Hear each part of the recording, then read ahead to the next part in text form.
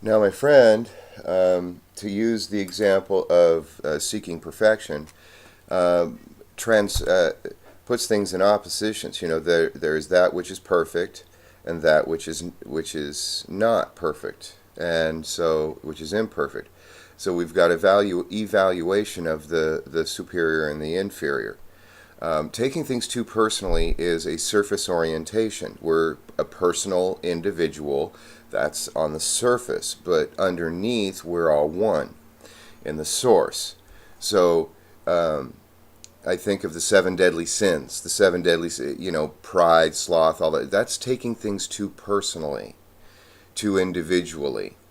But in the seven deadly sins, it is two opposites, good and evil. And my friend was raised that if he's not good, then he's evil. He's one or the other. And if you're evil, you spend eternity suffering. If you're good, then you have your place in heaven. And this evaluation process of superiors and inferiors, because I've realized, a lot of people have thrown God off and the belief in God off, but they still have these evaluations of superior, inferior, right and wrong, good and bad, evildoer, righteous man, all these things that are opposites. Joseph Campbell called them the clashing rocks. We have to go through and past those, is what I said. We got to go through the middle, but we got to go past them. But we don't really know where the path is without bouncing off of the good and the bad. We don't. We feel our way through, because these are metaphysical or spiritual experiences. They are not surface oriented, but deeper oriented levels of awareness. So I've been trying to show my friend that in not taking things too personally, we are able to see past the surface of things. But if we over evaluate their good or their badness, their right or their wrongness, then we miss the point. The point is that we integrate it, we make ourselves whole, that we understand not to take ourselves too seriously and not to think ourselves too think of ourselves too highly. However, when it comes down to paying the bills, either you pay the bill or you don't pay the bill. Either you owe the money or you don't owe the money. Either you make the money or you don't make the money. You either have the funds or you don't have the funds. This is the bottom line kind of thing. The bottom line is either you could do it or you can't do it. And that's a surface-oriented stuff. And the surface-oriented stuff is there to affirm the splitting off of the source. And it's there to be affirmative in self-discovery and self-development. But if we get caught up where it becomes a burden and suffering, then we're taking it too personally, too literally, and we dive into the deeper stuff. Now, when we go into the deeper stuff, time and space, all the evaluations are one. They're not separated. And so this can be very destabilizing to the consciousness. For me, what I've realized is that I needed to develop my awareness, my consciousness, to the point of where my consciousness could accept the mystery. Not knowing the outcome. In not knowing the outcome, it can be very frightening.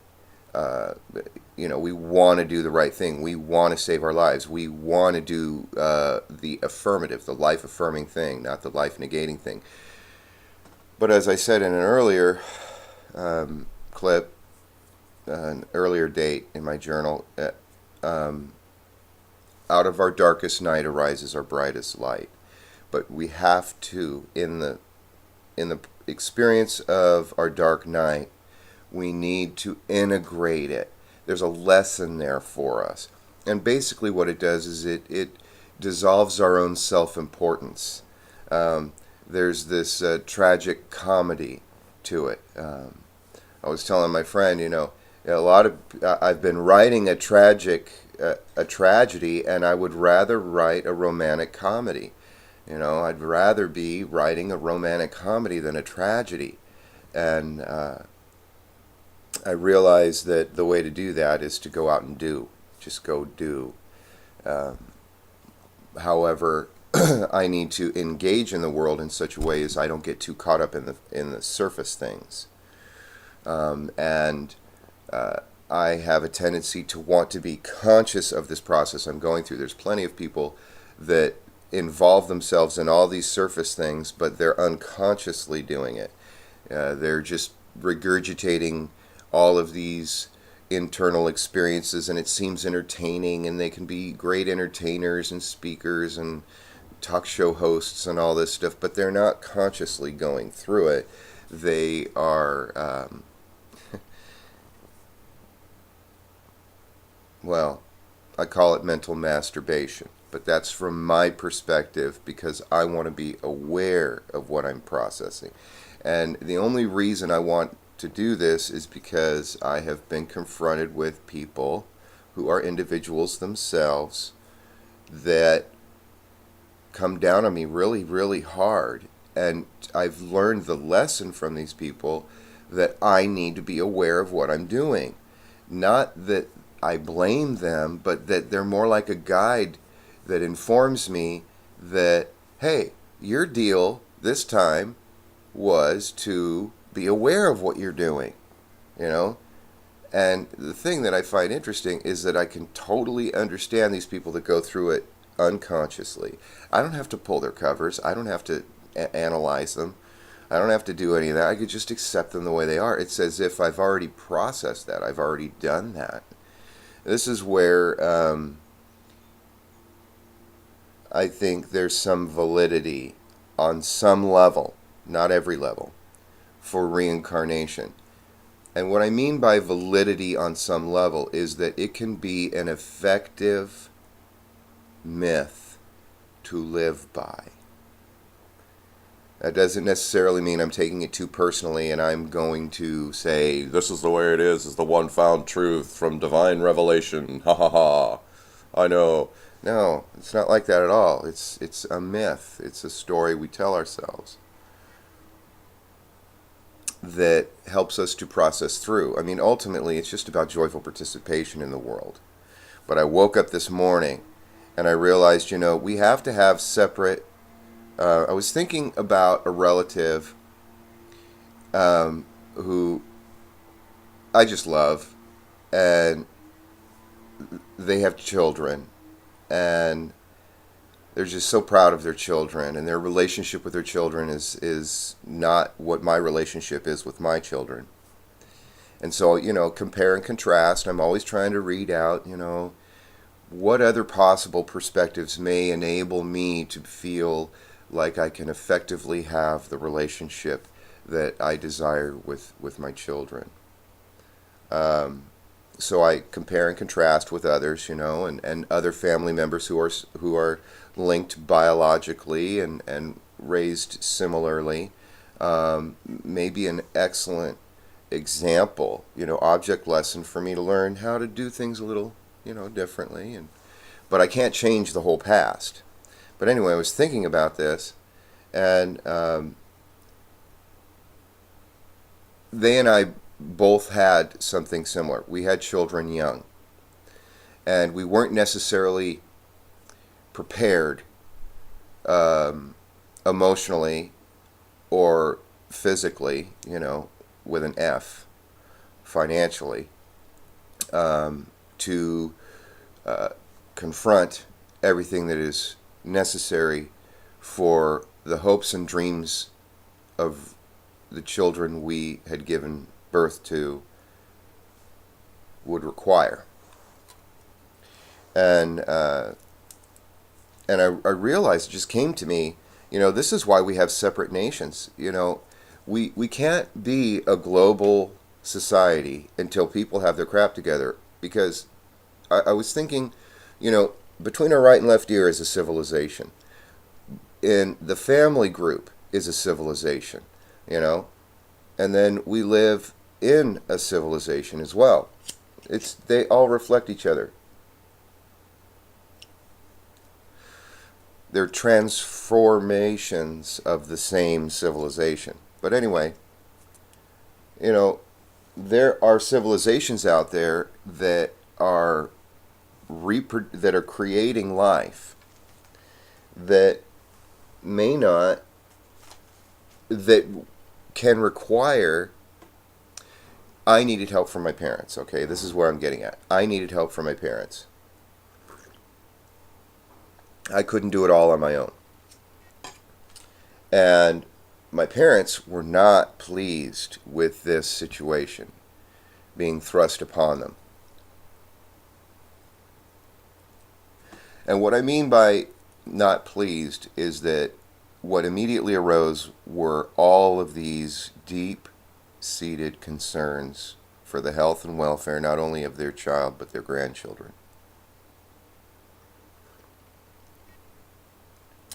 And they didn't ask for it. They didn't ask for this. It was brought on them by me and my decision, my choices, to fool around in an unintelligent way as a young man.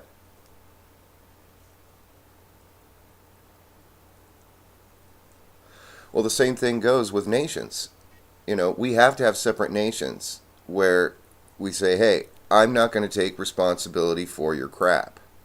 Or I will only take so much responsibility for your crap. But if you want me to take responsibility for your crap, but then you will have to relinquish some of your freedoms. You will have to relinquish some of your responsibilities to me. You know, because that's basically what my parents had to do. That's not what they had to do. That was seen as the only choice in their eyes to make. The only right decision they could perceive was taking away from me in order to take charge of the situation. And, you know, coming to terms with all this stuff at a young age, you know, and not taking it too seriously, realizing, hey, so if I take it too personally, then I can get caught up in all the hurt feelings. If I don't take it seriously enough, then I won't have that true ownership of self-responsibility and self-accountability for my actions. It's through the middle.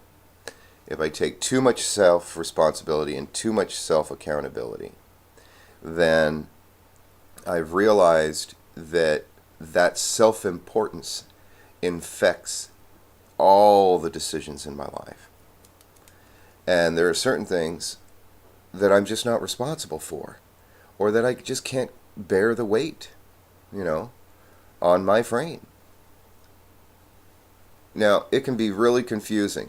I first heard this term, the exception that proves the rule, in Oswald Spengler.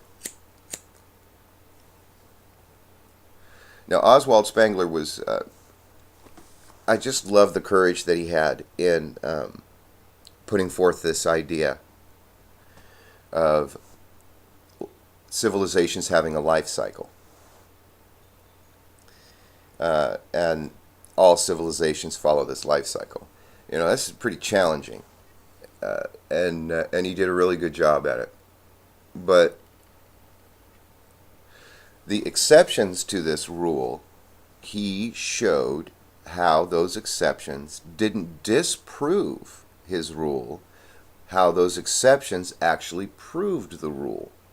And this opened up a whole area of perspective for me that enabled me to integrate experiences that I'd had that were exceptional experiences that were contrary to the typical interpretation, yet showed more besides. Typical interpretations of how things are on the surface rely upon superiors and inferiors, but at a deeper level, they inform us of that all too tragic flaw within all humanity that is required. Oftentimes the only way we learn things is through being mistaken. But if we take our mistakenness too personally, then we can be all hurt and selfish about it. And, oh, poor me, I'm so wrong, I'm so mistaken, I'm so bad, I'm so this. And that's the exact opposite of what's needed. What's needed is, oh, okay, I get it, let's move on. But a lot of people are more preoccupied with making others feel bad, because what's going on a deeper level within themselves is they feel bad, or they haven't learned how to process their bad feelings yet, how to go through the middle between the surface and the deeper.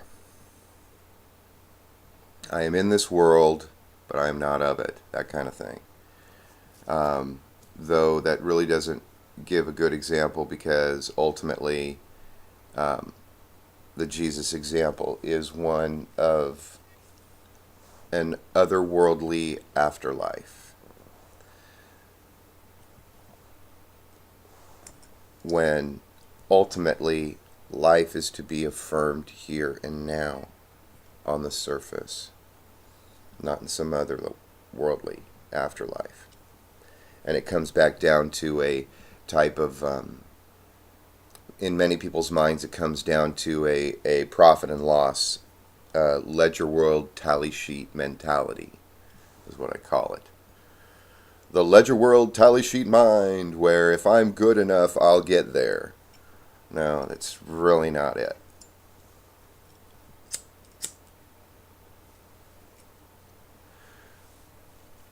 Anyway, that's some of the stuff I'm going through today, I'm thinking about. And I really don't have to prove it. I live my life in such a way as that, do what you're gonna do, think what you're gonna think. It's gonna work itself out eventually. Joseph Campbell said somewhere, I'm not the cause of the world's problems, and I'm not its solution. But how is it that he was so effectively productive in his cultivations? How is it that he was so vital and thriving while he had the life? He passed away in 86. That's what I'm looking at. I'm looking at, where is that desire to thrive in a vital manner? And I find it in the mystery. When I wrap my consciousness around the concept of the world as a mystery, then I can discover it. And I don't have to be perfect in my discovery. I just have to experience it and be present and accounted for as an individual experiencing the discovery.